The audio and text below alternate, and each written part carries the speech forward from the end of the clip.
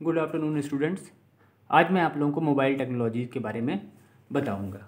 ऐसे तो आप लोग सालों से मोबाइल यूज़ कर रहे हो, जब से आप लोगों काफ़ी सालों से जब से आप लोगों ने होश संभाला है तब से आप लोग मोबाइल का यूज़ कर रहे हैं। लेकिन कुछ इसके जनरल टर्म्स हैं जो आपको थोड़ा सा और डिफ़ाइन करके बताएंगे कि वो चीज़ें क्या होती हैं, और थोड़ा इसमें आप लोगों ने कुछ चीज़ों को नहीं भी यूज़ किया होगा उनके बारे में बताएंगे। ठीक है, तो मोबाइल टेक्नोलॉजी हमारी बहुत सालों से यूज़ हो रही है। मोबाइल का देखो, मोबाइल की एक्चुअल मीनिंग क्या होती है, पहले उसका मतलब समझना है। मोबाइल क्या कहते हैं? मोबाइल का मतलब ऐसी चीज़ जो मूव कर सकती है, मूवेबल वर्ड से मोबाइल आता है कि जो चीज़ मूव कर सकती है वो मोबाइल है। लेकिन मोबाइल वर्ड फ़ोन में इसलिए बहुत ज़्यादा यूज़ करते हैं, मतलब इसको यूज़ करते हैं कि पहले हमारे पास लैंडलाइन वाले फ़ोन हुआ करते थे जो कि फ़िक्स होते थे, जिनको हम कहीं पर भी मूव नहीं करते थे, कहीं से भी उसको लेकर जा नहीं सकते थे। फिर धीरे धीरे टेक्नोलॉजी इंप्रूव हुई और इस तरह के फ़ोन हमारे पास आ गए, इस तरह के हमारे पास फ़ोन बन गए जिनको हम लेकर कहीं पर भी जा सकते थे, कहीं पर भी घूम सकते थे। बस उन्हीं फ़ोन को मोबाइल फ़ोन्स या वही चीज़ हमारी मोबाइल टेक्नोलॉजी की आ गई। ठीक है, मोबाइल का मतलब सिर्फ मोबाइल फ़ोन से नहीं होता है। मोबाइल का मतलब ऐसी चीज़ जो मूव कर सकती है। ऑटोमोबाइल जैसे कहते हैं, ऑटोमोबाइल वर्ड यूज़ होता है। ऑटोमोबाइल मतलब जो हमारे ऑटो पार्ट्स होते हैं, वो जो मूवेबल ऑटो पार्ट्स हैं उनमें उनको ऑटोमोबाइल की कैटेगरी में रखते हैं। तो मोबाइल का मतलब मूवेबल है। ठीक है, तो और मोबाइल फ़ोन का मतलब ऐसा फ़ोन जो मूव कर सकता है, कहीं पर भी जा सकता है, अपने आप से नहीं, हमारे साथ ही जाएगा, अपने आप से नहीं, इसीलिए उसको मोबाइल फ़ोन कहा जाता है। ठीक है, मोबाइल कॉल कही जाती है, कहीं से भी हम लोग कॉल कर सकते हैं, तो मोबाइल कॉल।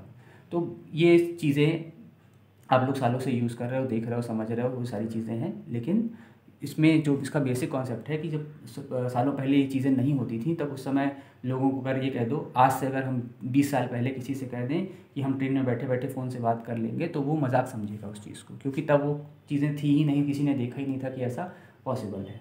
और आज के टाइम पर वो चीज़ रिक्शे वाले से लेके, चपरासी से लेके, घर में काम करने वाले सभी उसको यूज़ करते हैं। ठीक है, तो आज के लिए वो कोई चीज़ नई नहीं है। लेकिन आज से 20 क्या कहें कि 30 साल पहले, 20 साल पहले तो मोबाइल धीरे धीरे पॉपुलर हो गए थे। मोबाइल फ़ोन्स लोग नहीं भी यूज़ करते थे, लेकिन टीवी में फिल्म स्टार्स को और बाकी बड़े बड़े लोगों को यूज़ करते हुए देखते थे। लेकिन अगर आज से 30 साल पहले की बात करें, तो अगर कोई चीज़ से कह दें कि हमारे पास ऐसा चीज़ जिससे कि हम ट्रेन में बैठे बैठे या फ्लाइट में बैठे बैठे फ़ोन कॉल कर सकते हैं, किसी को बात कर सकते हैं, तो लोग उसको समझेंगे कि बेवकूफ़ बना रहा है, क्योंकि वो चीज़ उस समय के लिए पॉसिबल नहीं थी।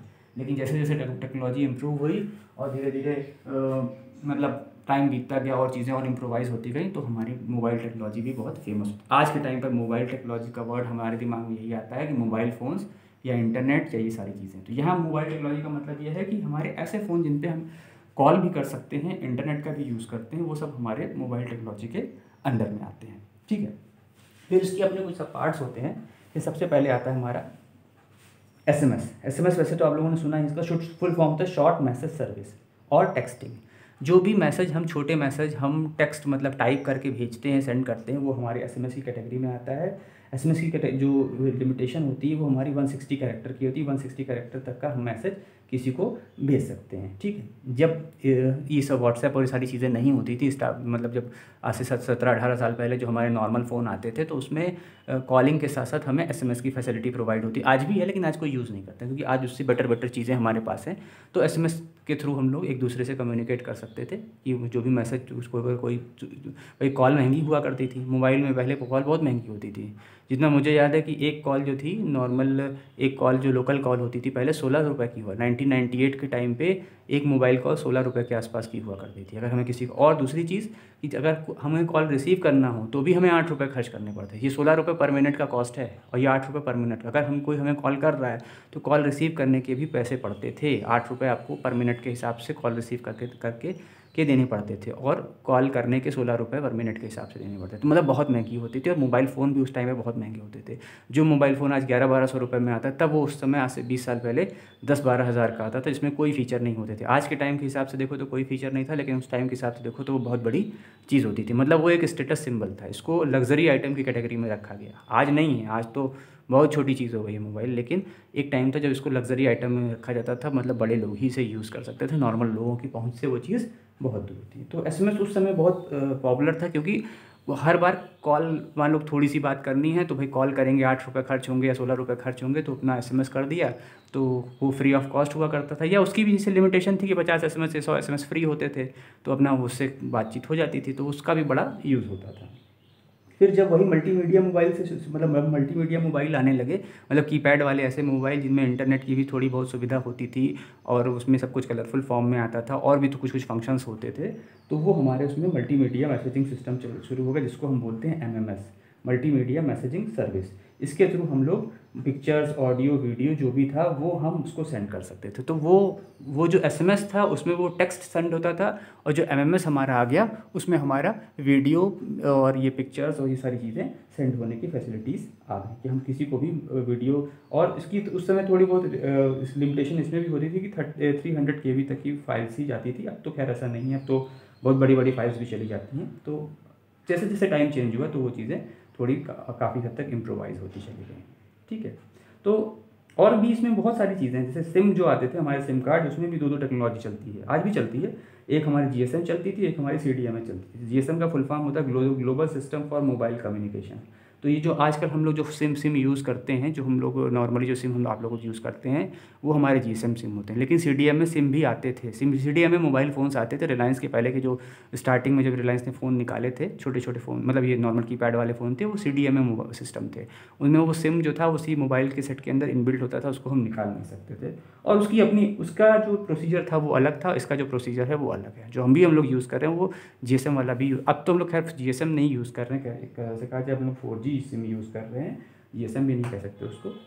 GSM टेक्नोलॉजी हमारी बहुत पुरानी है, वो 1991 से चली आ रही है। ठीक है, उसके बाद TDMA भी आया था, time division multiple access. TDMA की पॉपुलैरिटी, फिर CDMA का भी यूज़ होने लगा। तो ये सब टेक्नोलॉजीज़ हैं अलग अलग मोबाइल की, जो कि टाइम टाइम पर यूज़ होती। फिर जो स्टार्टिंग में जो मोबाइल आया GSM वाले आए, उनको 1G की कैटेगरी में रखा जाता था।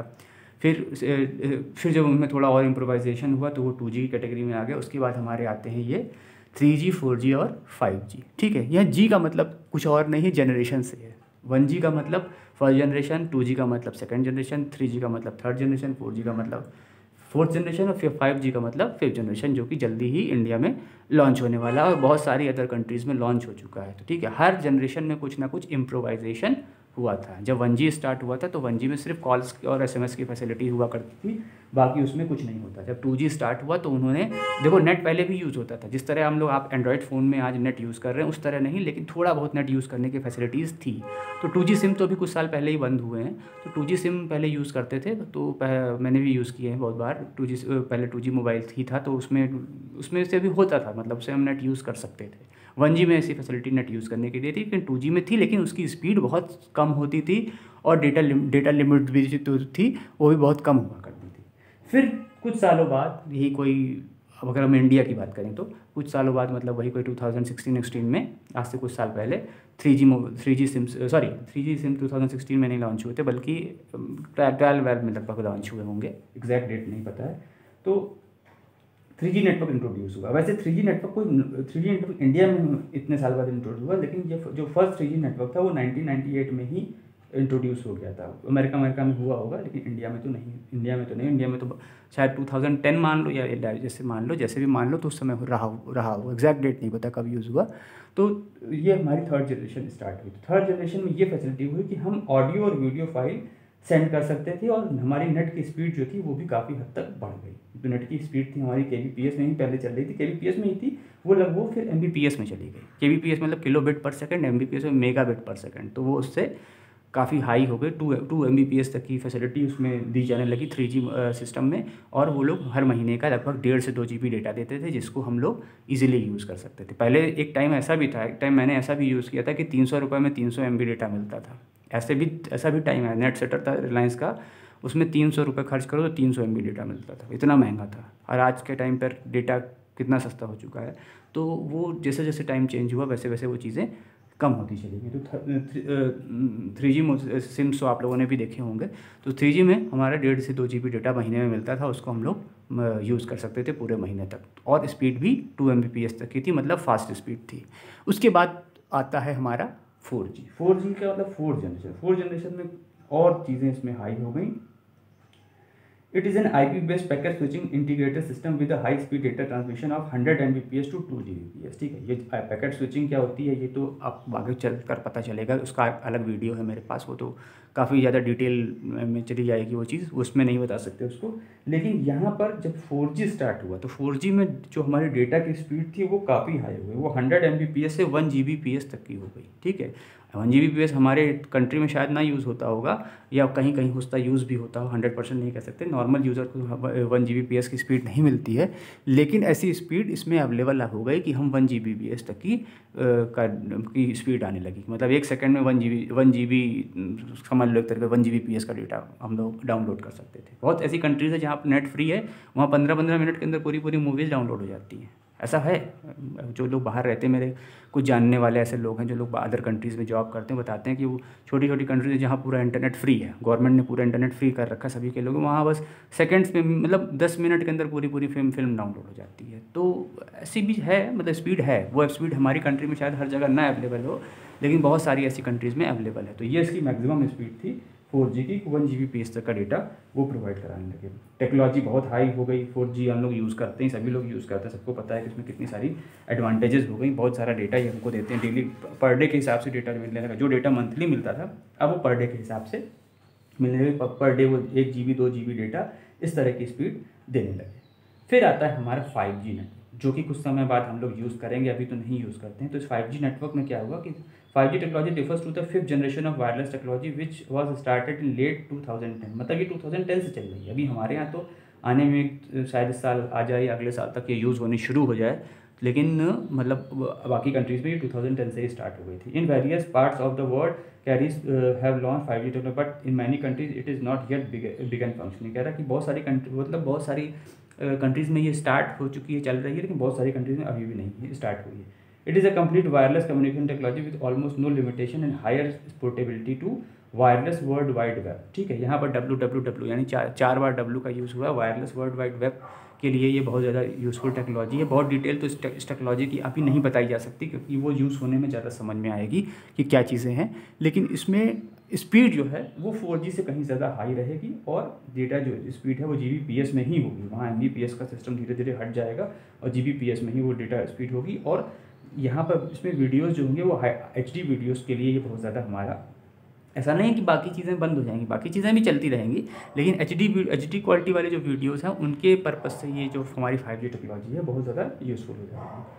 5G has more effective and more attractive feature than previous generation. मतलब जब भी कोई एक नया जनरेशन लॉन्च हुई है तो उसकी जो भी सिस्टम है, जो भी चीज़ें हैं वो कहीं हद तक चेंज भी हो गए, बहुत अच्छे से आने लगे हैं। तो 4G से एक लेवल ऊपर ही होगा, कई लेवल ऊपर हो सकता है कि 4G 5G में ज़्यादा स्पीड मिलती है, ज़्यादा डेटा मिलता है, ज़्यादा अच्छी क्वालिटीज़ का हम ज़्यादा हाई HD वीडियोज़ उसमें देख सकते हैं, और अभी भी देख सकते हैं, लेकिन अभी मतलब डेटा बहुत खर्च होता है, तब मतलब डेटा की लिमिट बढ़ जाएगी, स्पीड बहुत हाई हो जाएगी, तो वो सारी चीज़ें उसमें आती हैं। और भी इसकी आगे की जनरेशन भी क्रिएटेड हैं जो कि यहाँ नहीं यूज़ होती, किसी कंट्रीज़ में यूज़ होती है। 6G तक यूज़ हो रही हैं, 7G तक यूज़ हो रही हैं, ऐसा भी सुनने में आया है, श्योर नहीं है लेकिन ऐसा सुनने में आया कि 5G से भी ऊपर की जनरेशन लोग यूज़ कर रहे हैं। तो ये जितने भी G हैं, 1G 2G 3G 4G, ये सब कुछ आपकी मोबाइल की जनरेशन है, जो हमारे सिम आते हैं और जो हमारे हैंडसेट आते हैं, दोनों देखो सबसे मेन चीज़ होती है कि हैंडसेट और सिम दोनों की कंपैटिबिलिटी पर डिपेंड करता है। अगर हमारे पास 5G सिम है तो हमें वो 5G हैंडसेट में ही चलेगा, वो हमारे आजकल हम लोग हैंडसेट यूज़ कर रहे हैं इनमें नहीं चलेगा।